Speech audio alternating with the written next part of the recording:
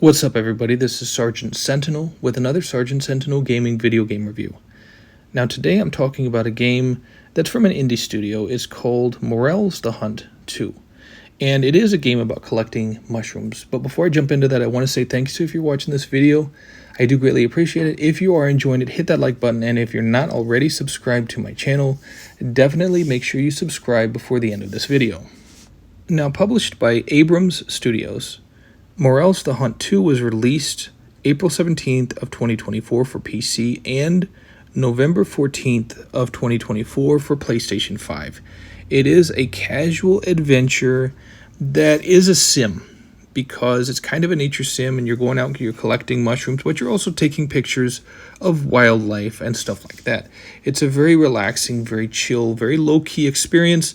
So for some of you that enjoy Fortnite or Call of Duty or pulse-pounding experiences, this probably isn't going to be for you. However, for a lot of us that do enjoy these slower, more casual, more relaxing games, this is definitely one of those that you're going to want to check out.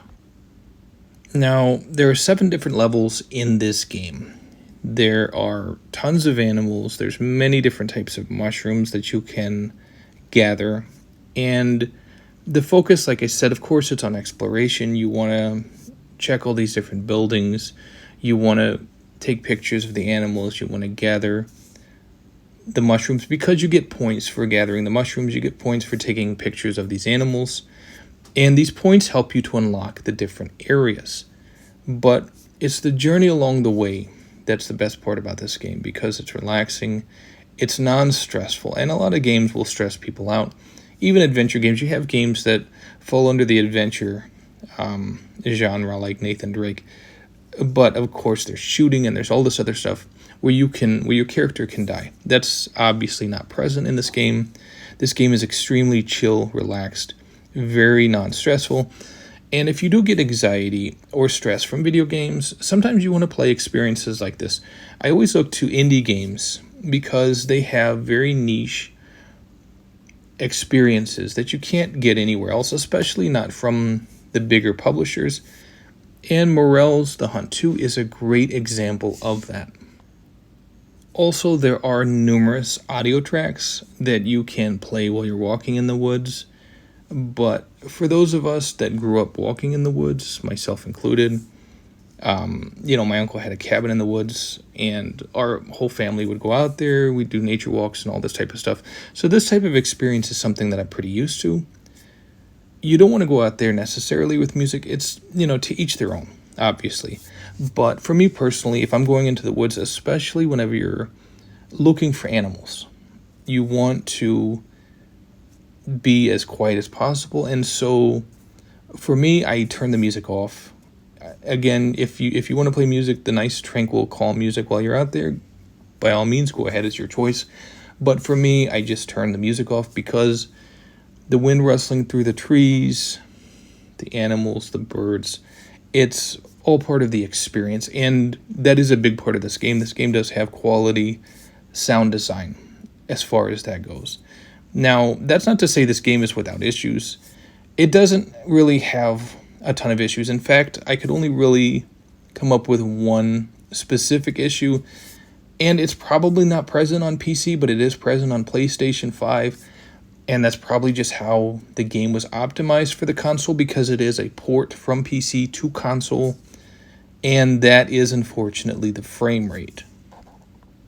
Now, you may not be able to see it in a lot of the gameplay clips in this game review, but there were certain portions where the frame rate did bottom out well below 30, and it seems like it's 30 frames per second locked for the most part, but unfortunately that's not the case throughout the entire game. And because a lot of the games that I do play on either PlayStation 5 or the Series X are at 60 frames per second pretty much locked, it did cause a little bit of disorientation for me, and it started giving me a slight headache whenever I was playing this. Now, I did play another game. I'm not going to name the game. I'm going to stay focused on this review, but I did play another game last year that had 30 frames per second versus the 60 that I was used to. I had a headache for a couple of hours, but after that it dissipated, so I'm sure that this game would be the same way.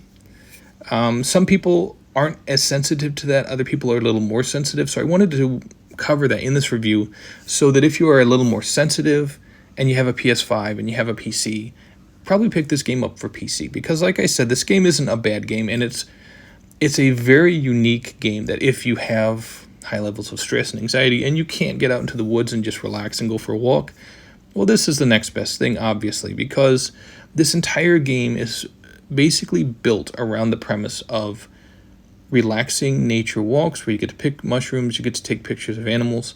That's this game's whole premise. So, it's meant to be relaxing. And of course, if the frame rate is bothering you, it's not going to be relaxing. The frame rate wasn't a problem throughout the entire time I was playing this. It was just at certain points. And those certain points kind of made it a little aggravating. And I'm sure in a future patch, the developers will address this and they'll probably fix that frame rate, make it more stabilized. But as of right now, it was a bit of an issue for me, so I wanted to cover that in this review. Another minor thing that I gotta cover, it's really, really minor. I play with the y-axis inverted. Now, I was playing this game previously, I saved it, I turned my system off, I came back to it later, and even though it was still saved on inverted Y, it wasn't inverted Y. So it kind of threw me off, and what I had to do to fix that is I had to select to uninvert Y and then reinvert it. And of course that fixed the control axis, up and down. But before that, it wasn't really responsive in that regard.